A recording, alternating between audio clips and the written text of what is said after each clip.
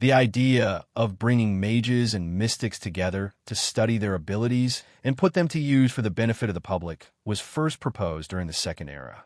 At that time, the group closest in structure to what we now know as the Mages Guild was the Psijic Order of the Isle of Artaeum. In those days, magic was regarded as something that had to be learned in isolation, and mages were most often reclusive individuals who lived apart from society. The Psijic Order served as advisors to the rulers of the Summerset Isles and selected its members through an intricate, religious process that was difficult for outsiders to comprehend. Their true goals were largely unknown to the public, and some even accused them of being the source of great evils. In reality, the religion of the ancient Psijic Order was rooted in a historical philosophy of worship that emerged during the Second Era.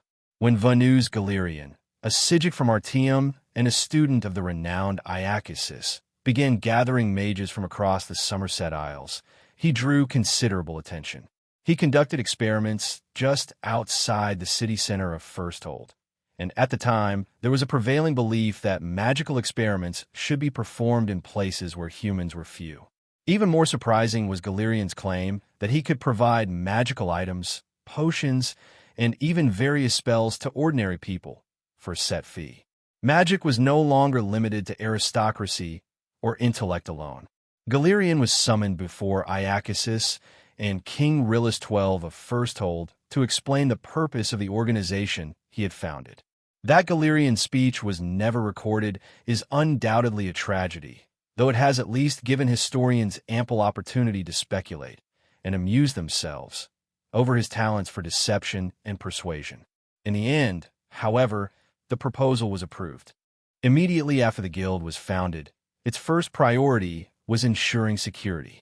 The Isle of Artaeum occupied a position that required no armies to defend it from invaders, for when the Psijic Order did not wish a group to set foot upon the island, the people had no means to oppose that will. The newly formed guild, however, faced the opposite problem and was forced to hire guards. Galerian had uncovered a truth long known to Tamrielic nobility over thousands of years. Loyalty cannot be bought with coin. In the years that followed, the Knightly Order of the Lamp was established. Like an oak grown from an acorn, the Mages Guild spread across the entirety of the Summerset Isles, and, with each passing year, into mainland Tamriel. Although in some regions it could not be founded at first due to widespread prejudice and superstition against its existence, the wisdom of the guild was eventually accepted, often by the sons or the sons of the sons of those same rulers.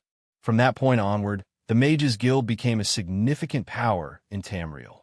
Yet very few instances have been recorded in which the Mages Guild involved itself in politics. In those rare cases, however, the guild's participation had a decisive impact on the outcome. Founded by Venus Galerian, the Mages Guild is governed by 6 archmages. Each guild hall is overseen by a guild magister and supported by 2 advisors, the Master of Incunabula and the Master at Arms. The Master of Incunabula presides over the Master of Academia and the Master of the Scry, while the Master at Arms is responsible for the Master of Initiates and Palatinus, Commander of the Order of the Lamp. One need not be a member of the Mages Guild to understand that its complex hierarchy is often nearly impossible to untangle. As Venus Galerian himself once said when he left Tamriel to explore other lands, the Mages Guild has become little more than a swamp in which political conflicts fester. If you want to dive deeper into Tamriel's hidden histories and forgotten orders, subscribe and follow the channel. More lore awaits.